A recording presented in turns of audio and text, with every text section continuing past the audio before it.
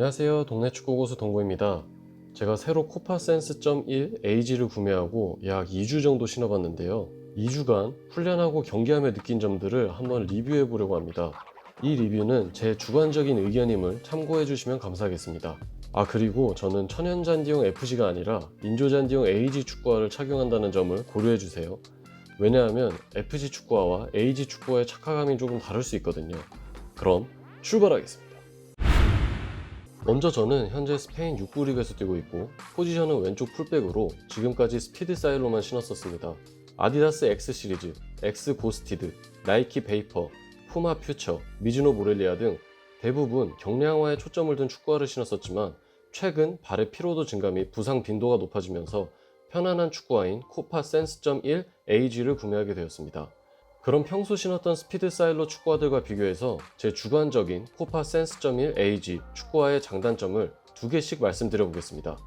먼저 단점입니다. 첫 번째, 무거운 축구화의 무게.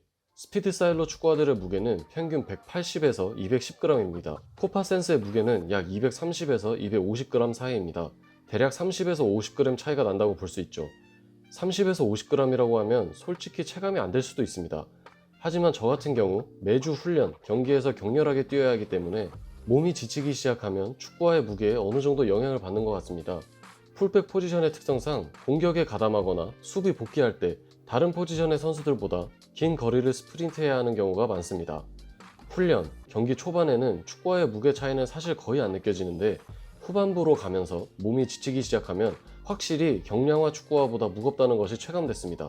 사실 그냥 제가 나약한 것. 단점 두 번째, 완벽한 착화감은 아니다.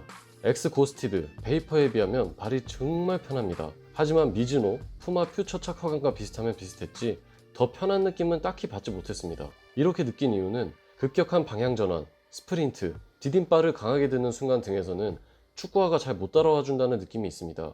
오히려 급격한 움직임에서는 X 고스티드, 베이퍼가 발을 더 잘 잡아주는 느낌입니다.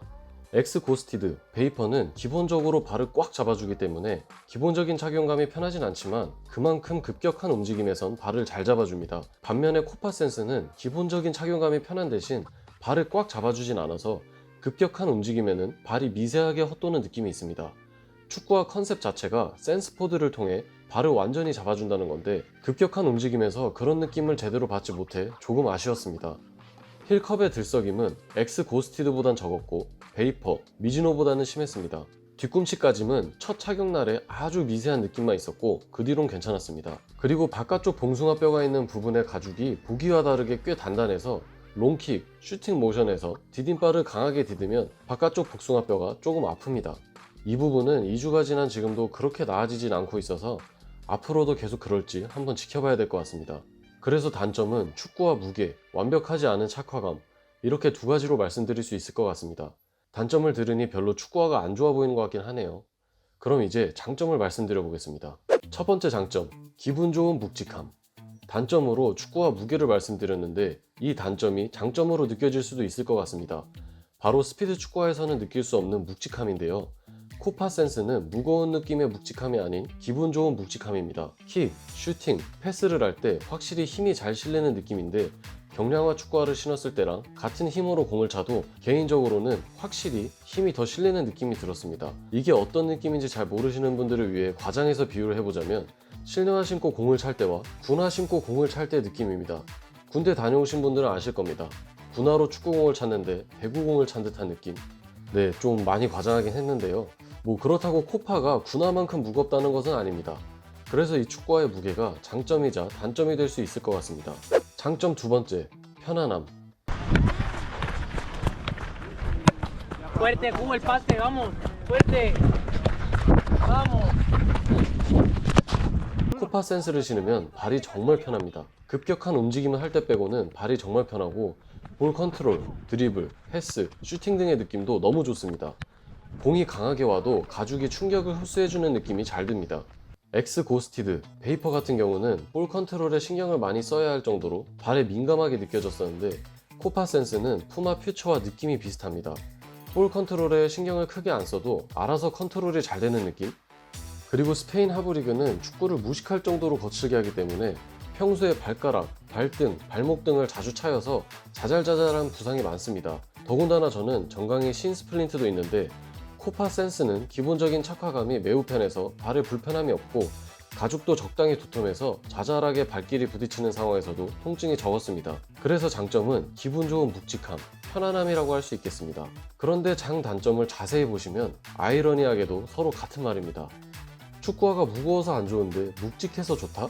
축구화의 착화감이 완벽하진 않은데 편하다? 장단점이 이렇게 나뉘는 이유는 바로 플레이 스타일 때문인 것 같습니다.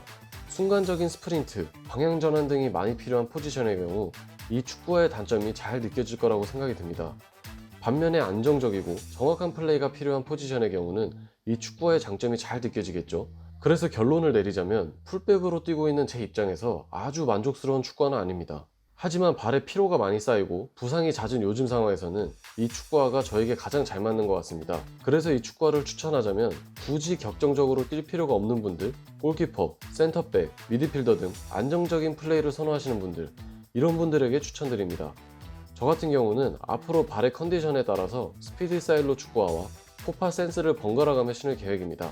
그럼 이 영상이 여러분에게 도움이 되었으면 좋겠습니다. 구독과 좋아요도 잊지 말고 눌러주세요. 그럼 안녕.